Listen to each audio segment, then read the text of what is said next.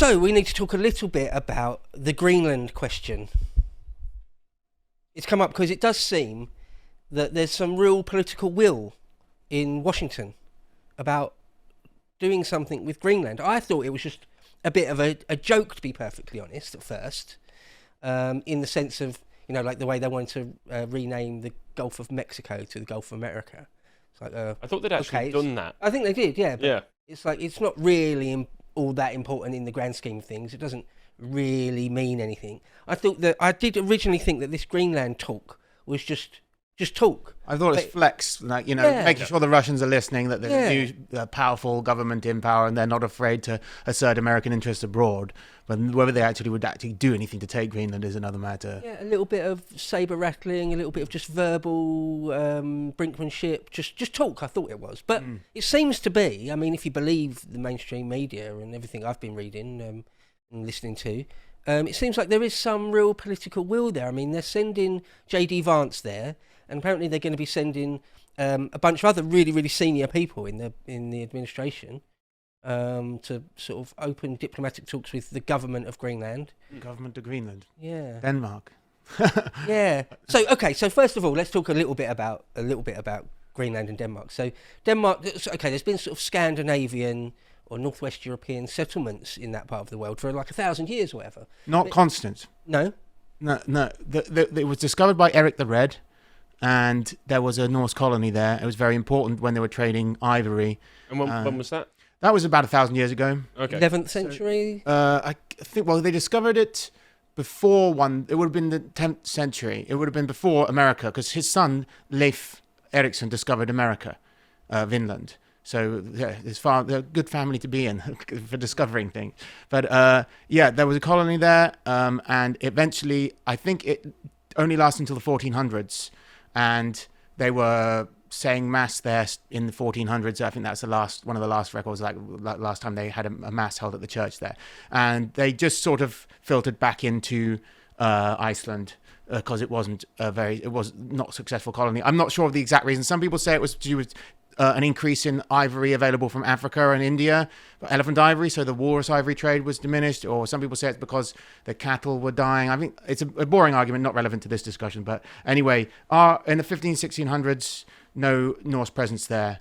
And later on, I think Denmark asserted its dominance over the Inuit. When the Vikings first arrived, and Eric the Red discovered it, there were no Inuit there. The Inuit arrived after the Norse, but there was a period when there were Inuit there and no Norse there. So it's not so clear-cut as to who is the rightful owner. So the thing I found surprising when I was doing a little bit of reading and research was that Denmark's sort of formal legal claim of it dates from the 17th century. Right.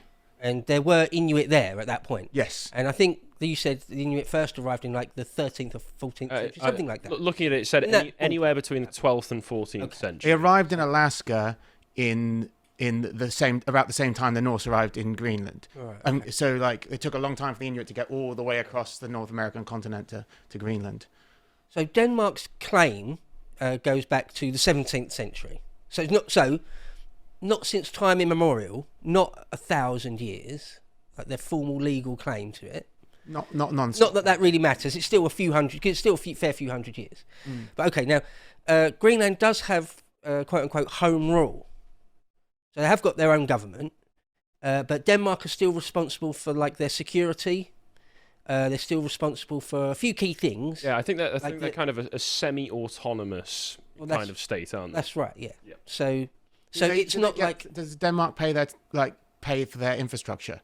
Because I understand that a lot of them are on in social housing and they're alcoholics and there's no jobs or anything. That's what I've understood about. I believe it's and the rest of them are Danish. I believe it's a net drain for Denmark. I believe. Yeah, it's got a lot of social problems as a country, I think. Yeah. So it's sort of semi-autonomous. It's got home rule, but it is like a foreign territory, a foreign dependency, overseas territory of Denmark. Right. So. Okay. Now, the population is tiny. It's tiny. It's like 57,000. That's sort of nothing. That's tiny. To put it in perspective, the population of Romford is 590,000. It's 10 times as many people in Romford. There's a small English town's worth of people in an enormous landmass. Tiny. Like Swindon is 230 odd It's a large town there, city. Yeah. I mean, It's not a city. it's got one main high street, Swindon, or two. It'd be a rubbish city. Romford's got one main sort of thoroughfare high street. It's got 10 times as many people. Not that it necessarily matters. I mean, not the that town that's that the I'm deal and end all, from- but it does. But let's remember, we're talking about 56, 57,000 people, most of which are Inuit, not Danish people. Mm-hmm. So, Yeah, I think the Danish population's about 15%. When I looked into it earlier, it's vast majority Inuit. Right. So, okay. And there's not much going on for them economically. There's not much going on there. It's not a happening place to be. For me, it seems like it'd be quite peaceful. I think all anybody does there, by the looks of it, is like ski. Yeah, I mean, there's like fishing communities. Like fishing and hunting is still a massive thing. They're Inuit people. I think they were better. There was what I understand of a limited knowledge of like modern Greenland is that as the Inuit have like lost their traditional way of life and moved into like permanent settlement, like buildings and stuff, they have suffered some of the same fate as like Native Americans, where like there's a lot of problems with alcoholism and The Australian Aboriginals as well. Yeah. Domestic violence quite bad in Greenland. So like they don't have a lot to do except beat their wives and drink, I guess, and then. Well, you got to fill the time with something. Yeah. And sled They not play video sled games? competitions. There's lots of Yeah, husky sporting sled sled racing. That's a thing there, apparently. That'd be quite That fun. sounds fun. Yeah. So, okay, now, the the Trump administration is making all these noises, which seem pretty genuine. There's actually like a fair amount of political will on this, that they want to, quote unquote, take Greenland. Now, it won't just be, I doubt they're going to do a Grenada, send in the Marines, send in a naval task force and take it. I doubt it'd be very difficult. They'll, if it happens at all, they'll buy it. They'll buy it off of Denmark. Just like they bought Alaska. Louisiana Purchase. Yeah, just like Louisiana Purchase. It still happens to this day. In fact, I thought it was very interesting when I was reading about this that Truman in the late 40s offered to buy it off of Denmark. At the time, he offered, I think, $100 million. $100 million. That's a lot of money at that time. yeah. Right, yeah. That's a huge. Now it would probably be trillions. They think that the resources there is worth trillions. So that's the next thing to mention, is that it's a valuable bit of land. I mean, it's just like a massive glacier at the moment, but it's a vast amount of land. There's a lot of stuff down there, isn't there? And under it is, it's very, very resource rich. Yeah. Not just crude oil, but apparently there's lots and lots of uranium there, and it looks like going in the future, uranium will be important for nuclear power, and rare earth metals. America doesn't actually, continental United States isn't all that rich in rare earth metals. So there's just the resources. Now, Russia, Canada, Australia, China, the United States are all sniffing around it. Australia is sniffing around Greenland. Australia's a big mining. No. Yeah, no, if you can believe it. Perfidious Aussies at it again. I knew it. Now, Australia's a big nation for mining. If you look up all the big countries that mine on industrial scales, Australia is one of them. Mm. They do tons of mining. A lot of mining are sort of Anglo-Australian ventures. Mm. Anyway, so they've got sort of the infrastructure and the technology and stuff. So all the big players that could mine Greenland, basically, they're all sniffing around it. They all want a piece of it. So there's the resources side. Then there's the argument about just security. When you look at the globe, if you're going to fly ICBMs or even fast jets or heavy bombers over the north of the globe, into Russia, I suppose, then it's sort of strategically important. Or put it another way, from America's point of view... But Denmark would stop them doing that anyway. Right. Well, that was the next thing I'm going to get onto. But just quickly to finish that point, just to say, it's not that America necessarily needs it. Their ICBMs... They don't need an ICBM base in Greenland in order to reach Russia, but it just wouldn't be good if China took it, let's say. It just wouldn't be I was going to ask, in America's interest. do they need to even buy Greenland to just negotiate some kind of deal with Denmark to do all of this anyway? So that's the next thing I was going to talk about, is just the realpolitik of it. I want to try and sweep aside the nonsense a little bit, because in the mainstream media, nearly always the angle is evil Trump, evil Vance are trying to oppress the good completely innocent people of Greenland. They are completely innocent. People of Well, Greenland. not the wife beaters. Yeah, apart from the wife beaters, yeah. And the seal clubbers. I don't know if they club seals there, actually. Anyway, yeah, it's just an evil expansionist plan for the sake of it by Trump to just grab resources and land. So that's one angle. The other angle might be on the other end of the spectrum. It's just like this blind, jingoistic, ultra MAGA, we can do what we want and suck it up the rest of the world. How about that? How about them apples? Right? Can we try and sweep aside, just for a moment, sweep aside both of those and just talk about reality, just talk about the realpolitik of the situation is that there's only 57,000 mostly Inuits there, and Denmark is no match for the United States in terms of military. Now, might is right. I'm not saying it's fair. Might is right isn't fair, but it is a reality. Mm-hmm. Okay, and now the US Navy will stomp a mud hole in the Danish Navy without blinking. But it can't do that. It couldn't possibly go to open war with Denmark. That's realpolitik too. Like the diplomatic illusions of the West depend on not things like that not happening. If you do that, any and all European allies that America has would immediately step back. They'd step away from any agreements. I mean, how could you trust them when you go, well, okay, we're supposed to be allies, and you're just going to openly conduct warfare with us? Well, I'm not saying it's likely to happen. I'm just saying if it did. If it did, undoubtedly, it would be a no contest. Right, yeah. I'm sure Trump would rather just buy it than have to send it. But if it did come to blows, I mean, I looked it up. The Danish army is like 8,000 guys. The Marine Corps alone is 168,000 guys. Right? The Danish don't have a nuclear submarine program. They don't have any aircraft carriers. They've got like about 20 odd frigates, which are not all that big. It's just absolutely no contest. But beyond that, sort of actual naval engagements or fast jet dogfights over Greenland. Short of that, there's nothing. Denmark cannot stop someone like Russia or China or Australia or Canada just sending over a fleet of sort of mining operations and just going into Greenland and doing whatever they want to do. They can't stop it. As Vance is annoyed about, according to the leaks, is that Denmark is a dependent, it's already like a vassal state of America anyway. So by de facto, it's already under American control, and it depends on American military. That's one of the reasons that European states don't have large militaries, is because America didn't want us to, and that is how things have been engineered. They put a load of bases in our countries after the Second World War. No, absolutely, but I mean, okay, it's an absolutely fair, valid point. And again, I don't see the necessity of all of the big bravado, big talk coming from the administration, when surely it wouldn't be that hard to just negotiate a diplomatic deal with Denmark in the first place. Well, you say that, but the Danish government does seem adamant, utterly adamant, that they're not going to have any truck with it.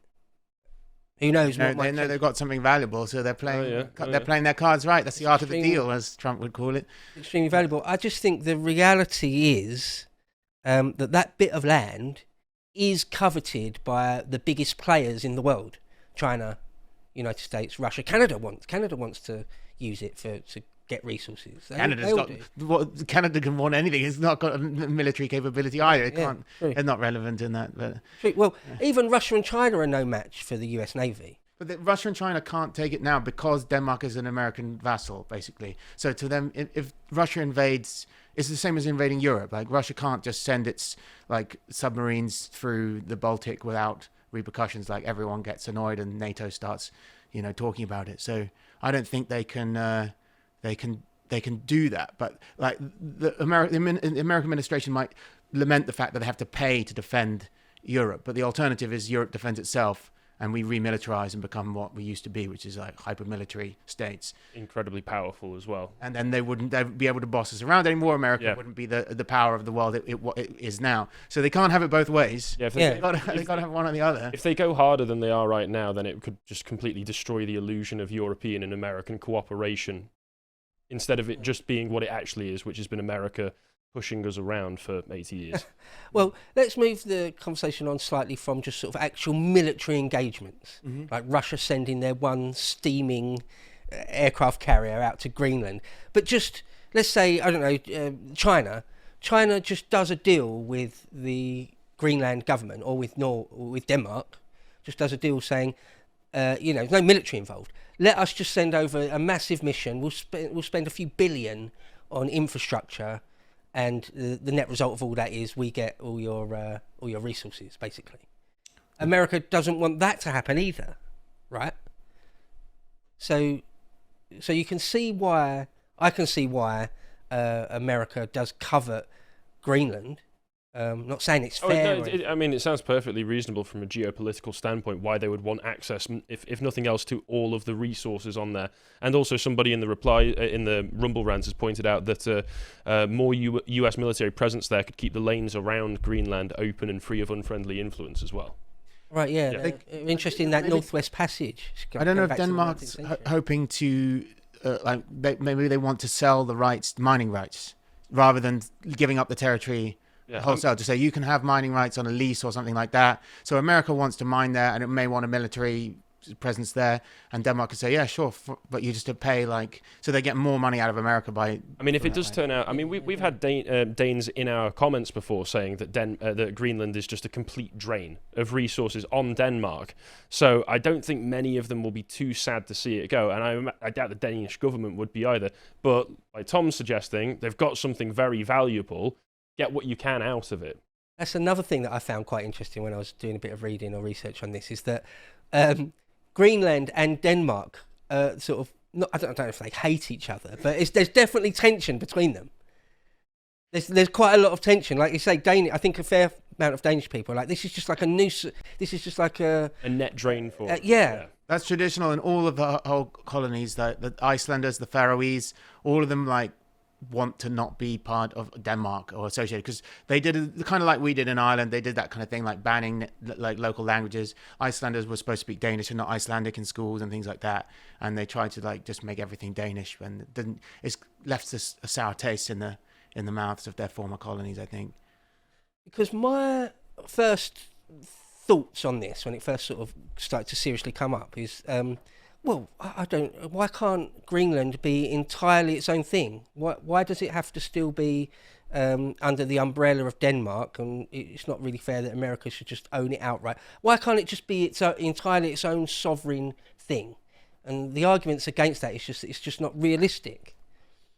Dan was telling me about a conversation he had with somebody who knows all about these sorts of things, and they're saying it's just not realistic, where they've got no military, tiny population, no industry, no economy to speak of. It's all, someone is going to come along. It will be China, Russia, or the United States will come along and bully it one way or another. It's just a simple fact. I'm not saying it's fair. I'm not saying it's right. I'm saying that's what will happen. I think it's already America's. It's just that there's a kind of facade where they can't just do what they want with it, and that's what is irritating the American administration. They want to just go ahead and do certain things, but Denmark is an obstruction. Yeah, you've got to keep up this mirage of mutual cooperation that's going on without just destroying it all. Do you think if he has to, Trump will threaten to nuke Denmark? No, of course not. I'm joking. That was not a very... That would be a hell of a headline to wake up to. Not in a very good taste. Trump threatens nuclear annihilation on Denmark. Like when we shelled Copenhagen when they sided with Napoleon. They should learn not to mess with Anglos. They haven't learned from before. There's an early Sharp novel all about that. Is there? Yeah, yeah. One of the later written, but chronologically earlier in Richard Sharp's life. One of those. Okay, a little bit of Sharp trivia for you there. We'll get round to So the last point I wanted to make really about all this is if we just look at it realistically and try and sweep away some of the narratives on both sides, just look at the true realities of Greenland's situation in the world. The only thing left to really ask is, how serious is Trump and Vance and the American presidential administration? How serious are they about this? Will they push Denmark, super hard and start making threats and things, or do you think that they're just throwing it out there and if it comes to nothing, it's meh. I'm just getting the impression they are quite serious. They're being probably clever with some kind of like they're making sure it's entering into public consciousness. America owns that zone to some extent, and just making sure everyone's like subconsciously aware. Really, this is American like zone, and there's going to be American activities there in the foreseeable future. Even if they don't buy outright from Denmark, I think Denmark might try and work on another solution that's even more lucrative for them. But yeah, there's no way China or Russia are going to be able to just march into Greenland without repercussions. There's just the West, the Atlanticists, like regime or whatever you want to call it, can't allow that to happen. Even just commercial, not military, just commercial. Well, like the Chinese Denmark can't lease like mining rights to enemies of the West, can it? I don't know if it could get away with that. Even Germany can't have a pipeline to get fuel. They'd probably be subject to sanctions or some kind of other economic punishment. I don't know, like we sold our steel industry to China or whatever, didn't we? A lot, China. I mean, Russia's a different story. China and Russia are obviously very, very different stories. But I would imagine there isn't anything stopping Denmark from signing some sort of commercial deal with China, saying, do what you want. Yeah. I don't know though. I don't know. I suppose we were forced to give up all of our colonies, and then China just moved in, didn't they? Belt and Road. Yeah. Because then you think Denmark would try and get China and US into a bidding war for mining rights in Greenland? Yeah, I mean that's a realistic future, isn't it? I feel like it would be the smart move. It's ballsy for a little country like Denmark to take on like the world powers industry. And then maybe if say that happened, it's then at that point not entirely crazy for Trump to say, well, I'm just going to move the Atlantic fleet closer to that. Because that's what America often do. There's tension in Taiwan. We're just going to move the Pacific fleet to within 200 miles of that. That's all we're going to do. That's all that's happening. Just standing a bit too uncomfortably close to someone. Yeah. I mean, who knows? And I suppose the very last point to sort of talk about on this is the Canada question. And then it plays into the thing where, again, I thought it was just a complete joke where they were talking about Canada in terms of the 51st state. That's pure sort of Trumpian comedy, right? But not entirely. I still think it is largely, almost entirely. But there's an element of sort of quite serious political will, not necessarily to turn Canada into the 51st state, but to completely rewrite their relationship, to completely have an entirely new dynamic between those two countries. It seems like that is happening. It seems like that's sort of starting to play out. And when you look at the map, Canada and Greenland and the United States, where they all are, there's no way that it won't be interlinked. As I say, Canada has designs, not necessarily on like invasion or anything, but Canada wants a piece of Greenland's resources. So there's just that extra element going on there now. I think. Do you see a merger of Canada and the United States as feasible in the immediate future?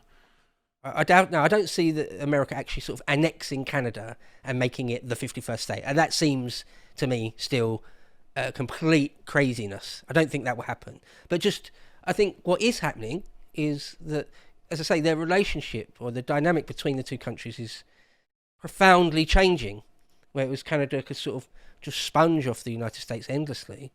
It used to traditionally see itself as like a more moderate, like British form of governance as opposed to the American revolutionary one.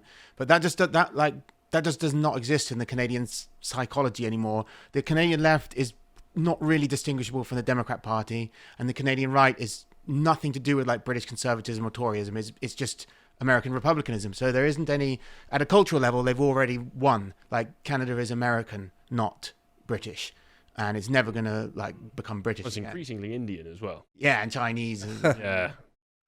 Yeah, and as for the Quebec sort of separatists, they're way down the list now, probably. No, I don't see America annexing, making Canada the 51st state. Or again, sending in like infantry divisions, tank divisions, fast jet sorties over Canadian airspace and conquering it. No, I mean, it's not going to happen. But it does seem like, not even seems like, I think it just is fair to say it is the case that Trump's got a completely different view of Canada. There's been ever since the war, World War II. I mean, like the way the relationship between those two countries is being rewritten as we speak, and we'll see where it goes. I mean, who knows? Who knows where it goes?